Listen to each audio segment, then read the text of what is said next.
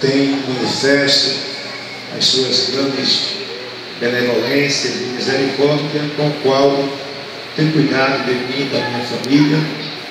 Amém? Muitas adversidades surgiram ao longo deste ano, não só para mim, mas para todos nós que estamos nesta guerra espiritual, mas sempre na confiança, com a consciência sã de que o Senhor tem cuidado de nós. Amém? Eu peço à igreja que estejam em oração, os companheiros do ministério. Amém? Nosso amigo pastor Rinaldo Serafim, que nesses últimos dias o Senhor tem nos dado o privilégio de ter conhecido, de ter assim uma amizade bem forte, coisa de Deus, e nós estaremos orando por eles que estão prestes a ir atender o chamado missionário de Deus em suas vidas. Amém? Oreis pelo meu filho que está aí prestes, né, a nascer daqui a uns 5 meses, que o Senhor está chegando aí mais um varão, o Abner. Abner significa pai das luzes. Amém? Ainda quero colocar um primeiro nome na frente do Abner, mas o Senhor não me revelou ainda. Estou orando. Amém? Mas o segundo, Deus já colocou no meu coração, é Abner. Amém? Eu quero, sem mais delongas, convidá-lo a ler o texto da palavra do Senhor no Evangelho que escreveu Lucas, capítulo 22. Queria que você abrisse a sua Bíblia.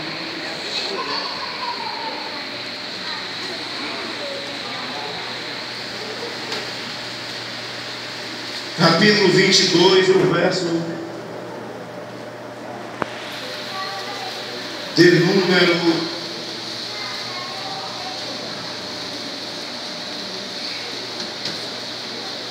2 em diante.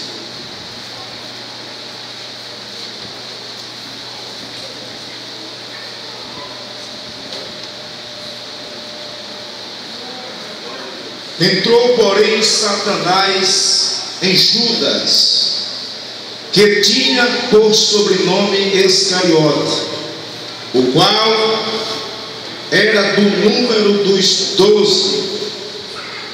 E foi e falou com os principais dos sacerdotes, com os capitães, de como lhe entregaria, os quais se alegraram e convieram em lhe dar dinheiro, e ele concordou e buscava uma oportunidade para lhe entregar sem alvoroço. Diga amém. Amém. Bendito seja o nome do Senhor. Mateus capítulo 26, o verso 14 diz: então um dos 12, chamado Judas Iscariotes, foi ter com os principais dos sacerdotes e disse: o que me quereis dar? E eu vos entregarei. E eles lhes pesaram 30 moedas de prata, e desde então buscava a oportunidade para lhe entregar. Amém? Estamos neste culto de Santa Ceia, um grande conclave espiritual. E já há uns 20 dias o Senhor tem posto essa mensagem em nosso coração, e eu gostaria de estar compartilhando pelo menos parte dela com os amados irmãos nessa noite. Judas, que foi chamado por Deus na pessoa de Jesus para compor o número dos 12 discípulos. Judas, que era filho de Simão, Jesus achou por bem, vendo em Judas as condições necessárias para que ele atendesse o chamado para o apostolado, para, junto com os 11 discípulos, também chamados por Jesus, para levar o Evangelho a mais adiante, sacudir a terra do poder de Deus.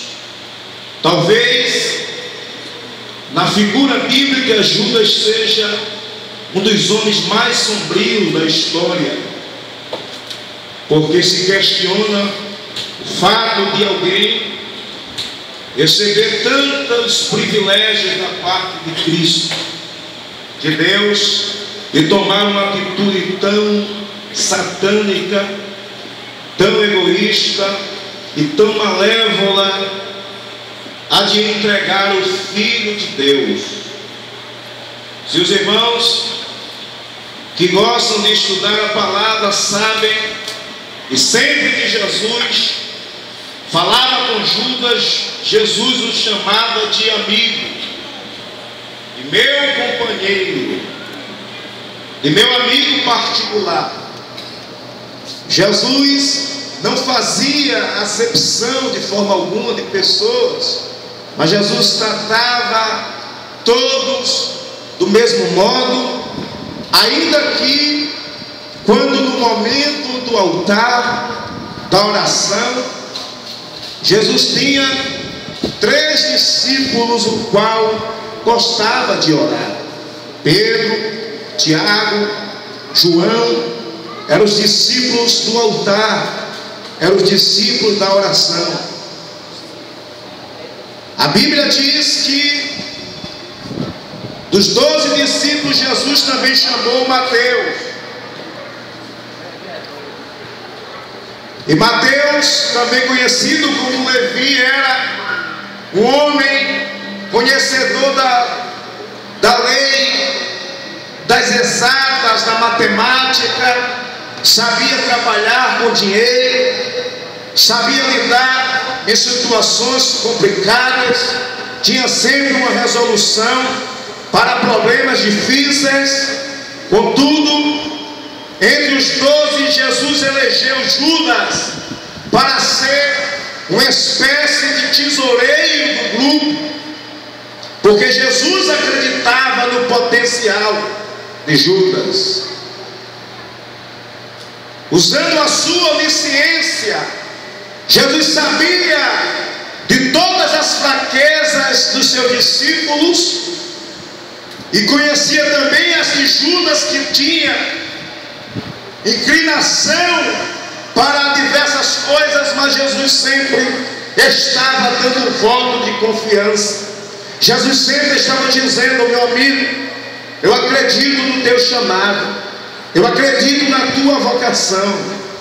Tinha Mateus, que poderia assumir este particular para cuidar da bolsa, cuidar dos negócios financeiros, mas eu te coloquei porque sei de tua competência. No entanto, Judas não leva em consideração essas coisas, e com o passar do tempo, Judas vai se inclinando cada dia mais para o pecado, porque diz a Bíblia que cada um é tentado de acordo com a cobiça que está no seu coração.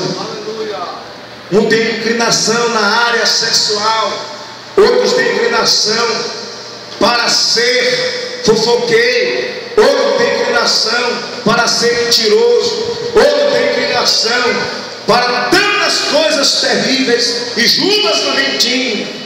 Mas quando eu olho as páginas das Escrituras, eu percebo que Jesus, ele faz questão em trabalhar com gente difícil, com gente inclinada ao pecado. Jesus tira da lama, Jesus diz: vamos, levanta a cabeça, eu te ajudo, eu te sustento com a destra da minha justiça.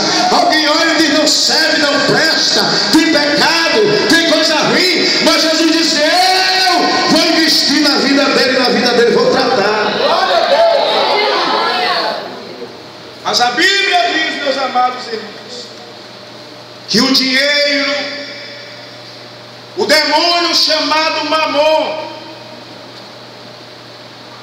espírito maligno que faz o homem vender o seu próximo, vender o seu irmão de sangue até, seu irmão espiritual, para galgar os altos picos da sociedade, para ganhar dinheiro, para conquistar coisas que muitas vezes Deus não quer lhes dar, mas ele, por insistência, por desobediência e por inclinação ao pecado, ele vai a passos largos, não medindo as consequências, e faz qualquer coisa para alcançar o seu objetivo. Mas tem coisas na Bíblia que não se mexe. Diga amém. Amém. Você pode mexer com quem você quiser, você pode tocar em quem você tocar, mas se você tocar em uma ungida de Deus, se você tocar em um homem cheio do Espírito Santo, as consequências serão fatais para a sua vida. Olhe para a pessoa que está ao seu lado e diga: não pode mexer no ungido de Deus. Segura a mão do crente que está ao teu lado nesta noite, balança e diz: quem toca no ungido de Deus paga o preço com a própria vida. Diga assim: ninguém vai mexer naquele que foi chamado pelo Espírito Santo de Deus.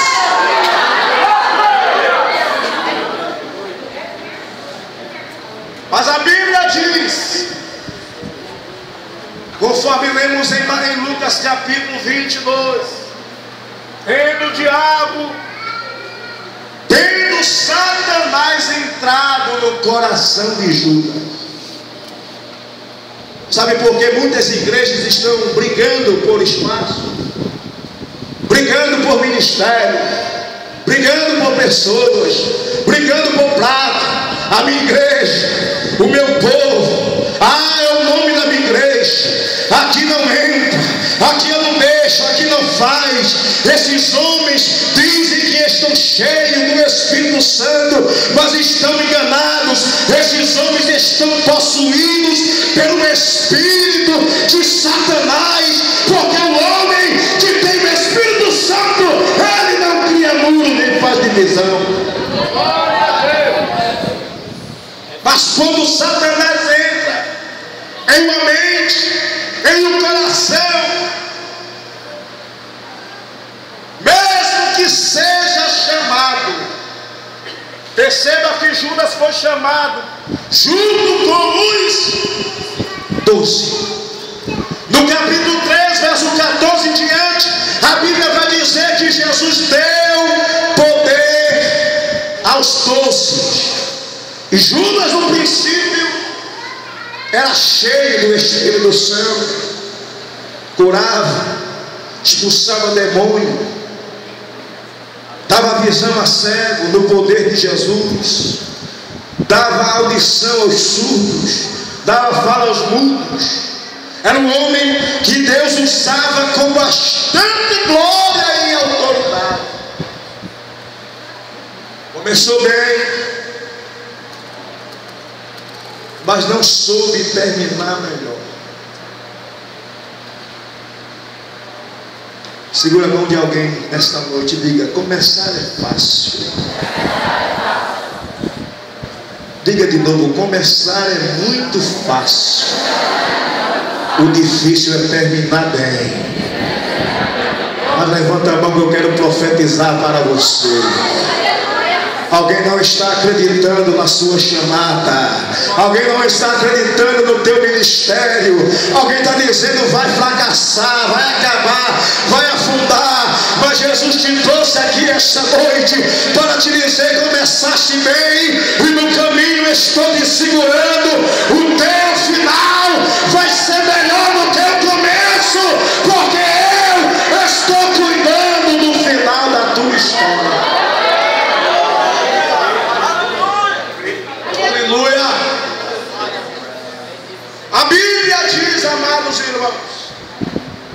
capítulo de número 26 do livro de Mateus,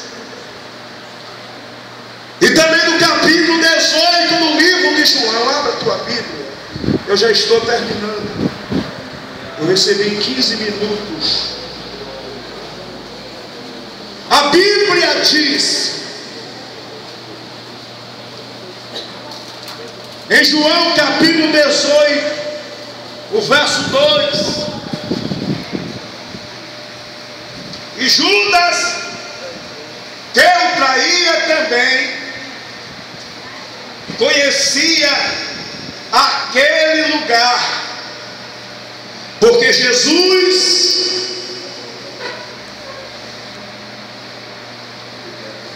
muitas vezes se ajuntava ali com os seus discípulos. João está falando do horto do Getsemane, lugar secreto de oração de Jesus. Jesus muitas vezes reunia os seus discípulos ali em oração. Os principais das sinagogas, eles sempre buscavam ocasião